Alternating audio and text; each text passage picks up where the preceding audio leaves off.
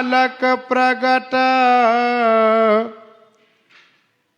आचारज शंकर सुभट उत श्रृंखल अज्ञान जीते अनईश्वरवादी। कलयुग धर्म पालक, अधर्म रूप कलयुग में धर्म के प्रतिपालन करने वाले, धर्म की रक्षा करने वाले आचार्य रूप में भगवान शंकर प्रकट हुए, जो अधर्मियों को शास्त्रार्थ करके और परास्त करने में वाक्य सुभट थे। सुभट माने वाक्य सुभट। ऐसा पांडित्य भगवान शंकराचार्य जी में था कि बड़े बड़े अधर्मियों को शास्त्रार्थ करके और उन्हें धर्म से जोड़ दिया करते थे। कलयुग धर्म पालक प्रगट। जहां तक कलयुग की बात रही, उस कलयुग का वर्णन भागवत जी में, रामायण जी में वर्णन है। दया स्वर्ग उठ गई धर्म धसी गयो धरनी में, पुण्य गयो पाताल पाप भयो बरन बरन में, प्रीति रीति सब गई बैर भयो घर घर भारी, आपनी आपनी परी जीते जग में नर नारी। कविराज कहत साची सबई निपट, पलटि समुझि गयो रे नर निरंध सुनु कान दई, अब प्रत्यक्ष कलयुग भयो। बाक युद्ध किन्यो विकट, धर्म युक्त जीवन दियो याही ते गाये सुभट, धर्म अहिंसा दृढ़ कियो, धर्म अहिंसा दृढ़ कियो। ऐसे भगवान शंकराचार्य जी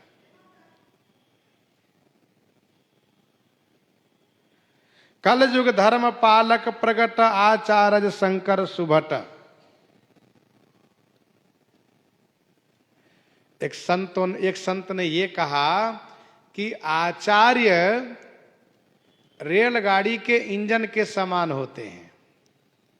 आचार्य रेलगाड़ी के इंजन के समान होते हैं।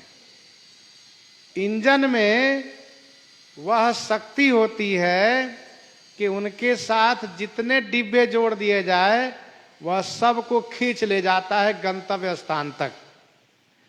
अब उन डिब्बों में, उन बोगियों में चाहे अच्छी चीजें हो चाहे बुरी चीजें हो, सबको वह गंतव्य स्थान इंजन पहुंचा देता है। पर ध्यान रहे, चाहे बोगी अच्छी हो और उसमें सुंदर माल भरे हो, लेकिन इंजन से न जोड़ा जाए तो वह बोगी जहां के वहीं खड़ी रहेगी। कहीं बीच में छूट गई तो बीच में पड़ी रहेगी। वैसे ही आचार्यगण, ऐसे धर्माचार्य इंजन के समान है।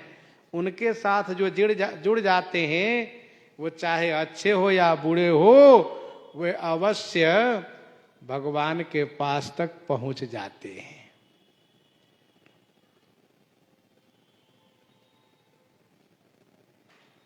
कलयुग धर्म पालक प्रगट आचार्य शंकर सुभट, उत श्रृंखल अज्ञान जीते अनिश्वरवादी।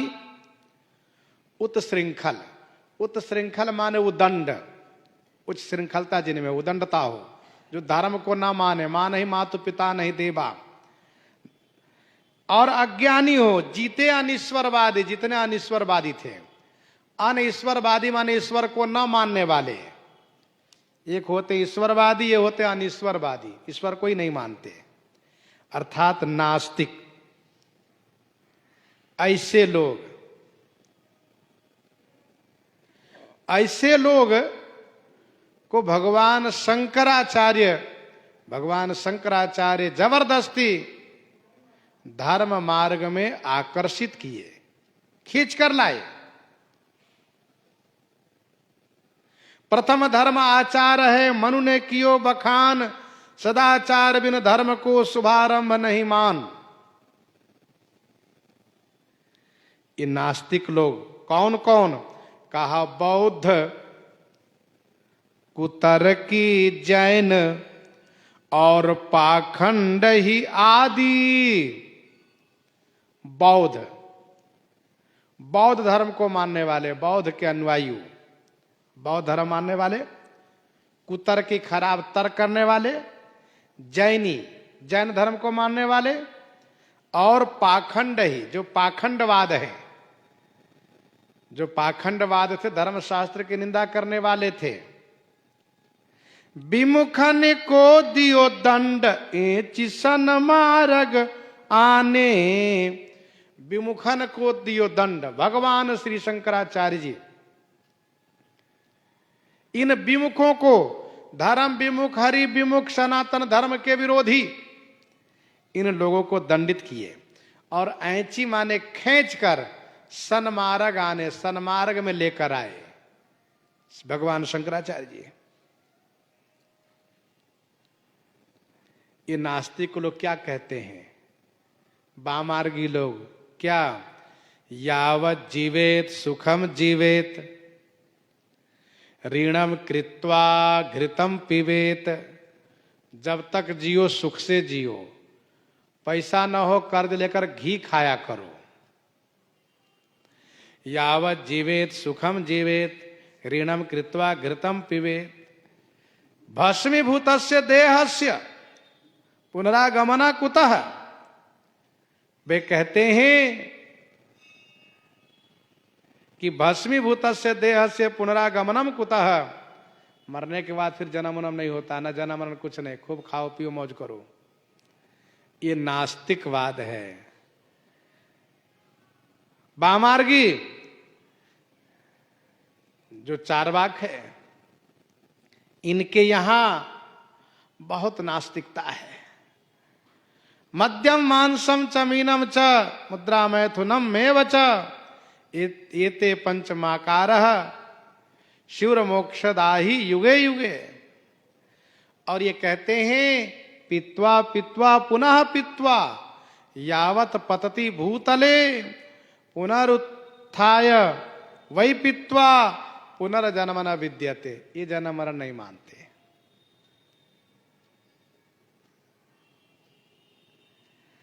ऐसे नास्तिकवाद है। जब ऐसे लोग कुतर्की, वे क्या कहते, कुतर्की क्या कहते हैं? वे कहते देखो वेद को ब्राह्मणों ने बनाया अपना पेट भरने के लिए। अरे वो समय तो और था, आज भी कुछ लोग बड़े ऐसे नास्तिक लोग हैं, उल्टा सीधा बोला करते हैं। वेद बनाए ब्राह्मण लीने, उधर भर नहीं तो धंधा कीने, होम यज्ञ नहीं करिए भाई, या में हिंसा हो तो सदाई। ये ऐसे कुतर्की लोग हैं, साधु ब्राह्मण की निंदा करते कि ये सब साधु ब्राह्मण के पेट भरने का ये माध्यम है। जैनी लोग, बौद्ध लोग, जैन कहते हैं ईश नहीं कबहू अवतारी, मिथ्या बात जगत परचारी, करिके कर्म ईश बन जानी, देवी देवा मन जनि लावो। जैनी लोग कहते हैं क्या ईश्वर का अवतार नहीं होता, क्यों चक्कर में पड़े हो, कर्म करके ईश्वर बन जाओ, देवी देवता के चक्कर में मत पड़ो। करिके कर्म जड़ भरत जैसे, ईश बनी सकती हो तुम तैसे। भगवान शंकराचार्य इन सबको दंडित किए हैं, खूब दंडित किए इन सबको। वस्तुतः इनमें कोई क्रोध नहीं था, कोई ईर्ष्या नहीं थी।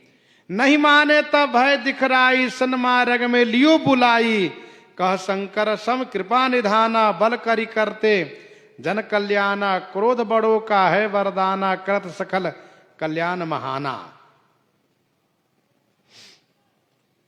एक संत जी एक दुकानदार के दुकान पर पहुंच गए और आवाज लगाना शुरू की, जय श्री सीताराम, जय श्री राधे श्याम, हर हर महादेव। बोलते जा रहे हैं और वह सेठ अपने हिसाब किताब में मगन है। कुछ देर के बाद जब उनसे नहीं रहा गया तो अपने एक सेवक से कहा, सुनो, लो ये 2 रुपया जाकर दे दो, कान फोड़े जा रहा है तब से। तो संत जी ने कहा, सुनो, मैं तुमसे 2 रुपया लेने नहीं आया हूं, मैं तुमको चेतावनी देने आया हूं। तुम्हारी मृत्यु इसी सप्ताह में होने वाली है और तुम अपने आय व्यय के हिसाब में लगे हुए हो, भजन नहीं करते हो, इसलिए मैं कहने आया हूं, तुम्हारा काम तुम जानो, मैं तो चला, जय श्री सीताराम। सेठ तुरंत छोड़ दिया और भागता हुआ चरण में आकर गिरा, कहा, महाराज बचा लीजिए महाराज, क्योंकि अभी बालक हमारे छोटे हैं, अभी बहुत कुछ हिसाब किताब बाकी है, इसलिए हमें बचा लीजिए। तो संत जी ने कहा, क्या बचावे खाक, तुमको तो कान फटे जा रहे हैं भगवान के नाम सुन करके, तुम नहीं बच पाओगे, मरोगे तुम। कहा, नहीं नहीं महाराज, आप जो कहिएगा हम वही करेंगे, लेकिन हमको बचा लीजिए। तो कहा, सुनो, नाम संकीर्तन शुरू कराओ, 7 दिन कीर्तन कराओ, साधु ब्राह्मण का भोजन भंडारा कराओ, तुम काल से बच जाओगे, नहीं तो तुम मर जाओगे। कहा, ठीक है महाराज। क्योंकि उन्होंने कहा, धाई धारी फिर के गुहारी हितकारी होत, आई मिच मिटत जपत राम नाम के। नाम संकीर्तन के प्रभाव से तुम भी संकीर्तन करो, औरों से करवाओ, भोज भंडारा करो, तभी बच पाओगे। उन्होंने ऐसा ही किया। बीच में ऐसा समय आया कि सेठ को लगा कि हम तो गए, लेकिन नाम का प्रभाव, संतों का आशीर्वाद, वे बच गए और फिर वे भजन में अनुरक्त हो गए। उन्होंने तब से नाम जाप करना नियम बना लिया। कहने का अभिप्राय यह है कि ऐसे लोगों को दिए दंड ऐंच सन्मार्ग आने, सदाचार की सीव विश्व कीरत ही बखाने। सदाचार की सीमा, सदाचार की सीमा थे भगवान शंकराचार्य जी। विश्व कीरत ही बखाने, विश्व में इनकी कीर्ति का बखान किया जाता है। ईश्वरांश अवतार मही मर्यादा मांडी अघट। ईश्वरांश अवतार, ईश्वर के अंश भगवान शंकर का अवतार हैं शंकराचार्य भगवान। मही मर्यादा मांडी अघट, मही माने भूमि पर, अघट माने परिपूर्ण, मर्यादा की मांडी माने स्थापना की है, शोभित किए हैं और उसका समर्थन किए हैं। कलयुग धर्म पालक प्रगट, आचार्य शंकर सुभट। और एकादशी के संदर्भ में हम लोग थोड़ी चर्चा कर लेते हैं। एकादशी पौष कृष्ण पक्ष की एकादशी के संदर्भ में श्री युधिष्ठिर जी महाराज ने भगवान श्री कृष्ण से पूछा। भगवान श्री कृष्ण ने कहा, भगवान श्री कृष्णचंद्र जी ने कहा, राजन, एकादशी उसी प्रकार से करें जिस प्रकार से पहले विधि बताई गई है, और एकादशी के समान मुझे खुश करने वाला और कोई व्रत नहीं है। इसलिए मनुष्य मात्र को चाहिए कि एकादशी का व्रत वे अवश्य करें। एकादशी की बड़ी महिमा है। राजन, पूर्व काल की बात है, चंपावती नगरी में महिषमान नाम के राजा राज्य करते थे। वे बड़े ही प्रजावत्सल थे, धर्मपारायण थे। उनके 4 पुत्र में से बड़ा पुत्र, जिसका नाम लुम्पक था, वह स्त्री लंपट हो गया। और वह पिताजी के धन को, प्रजा के धन को स्त्रियों को खुश करने में गंवाता था तथा दुराचार पापाचार में प्रवृत्त था। जब इस प्रकार से प्रजाजनों के द्वारा शिकायत राजा को मिली तो राजा ने उसे राज्य से निष्कासित कर दिया। वह जाकर के वन का आश्रय लिया, रात्रि में राज्य में आकर के चोरी करता है और दिन में वन में रहता है। सिपाहियों ने उनको धमकाया, डरवाया, कहा इस प्रकार से काम करोगे तो फिर राजा तो परित्याग कर ही दिए हैं, हम सब तुम्हें बहुत बुरी तरह से दंडित करेंगे। तब उसने नगर में आना छोड़ दिया। धीरे धीरे करके ठंडी का समय आया। पूस के महीने में बड़ी ठंडी बढ़ी। अब वो वन में हिंसा करके खाता पीता रहता है, लेकिन ठंडी की अधिकता के कारण दशमी के दिन मूर्छित हो गया। वह मूर्छित हो गया। एकादशी के दिन उसको दोपहर के बाद सूर्य की ताप लगने से वह थोड़ा होश में आया, थोड़ी चेतना आई। तो वह जहां तहां चल करके फल आदि गिरा हुआ उठाकर लाया, लेकिन उसमें शक्ति नहीं थी कि उसका वह खा सके और कुछ कर सके। वह पीपल के वृक्ष के नीचे रख करके कहा, भगवान अब आप ही खाओ, क्यों मेरे साथ इतना बड़ा अन्याय हुआ बताइए। एक तरफ मुझे राजपुत्र बनाया गया और दूसरा मुझे ऐसी दशा प्राप्त हुई।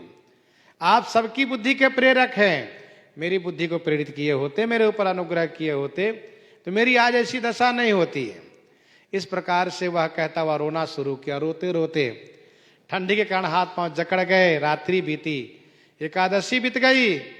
दशमी में बेहोश ही रहा, एकादशी कुछ खाया पिया नहीं। द्वादशी को प्रातः काल एक सुंदर सामग्री से सुसज्जित एक दिव्य घोड़ा उसके सामने उपस्थित हुआ। आकाशवाणी हुई, राजपुत्र तुमसे अनजान में सफला एकादशी का व्रत हो गया है, इसलिए इसका नाम है सफला एकादशी व्रत। तुम्हारे यह सत्कर्म सफल हुए, तुम इस वस्त्राभूषण को धारण करो, घोड़े पर बैठ करके जाकर के पिताजी के से मिलो, राज्य करो। वह बड़ा प्रसन्न हुआ। वस्त्राभूषण धारण करके और घोड़े पर बैठ करके आकर के पिताजी को प्रणाम किया। उसने सारी बातें कही कि पिताजी मुझसे अनजान में एकादशी का व्रत हुआ, ये उसी का पुण्य है कि मेरी यह दुर्दशा समाप्त हो गई, मेरी दुर्गति समाप्त हो गई, मेरे जीवन में अच्छा सुख समय आ गया। अब हम तो हमेशा एकादशी का व्रत करेंगे। पिताजी बड़े प्रसन्न हुए, इनको राजा बनाए, वन का राह लिए। उसने भी जीवन भर राज्य का संचालन किया। समय आने पर बेटे को राज्य दिया और स्वयं वन में जाकर के तपस्या करके भगवान को प्राप्त किए। भगवान श्री कृष्ण कहते हैं कि यह सफला एकादशी की महिमा है, इसलिए मनुष्य मात्र को एकादशी का व्रत अवश्य करना चाहिए। इन्हीं के साथ आज सीताराम सीताराम सीताराम सीताराम।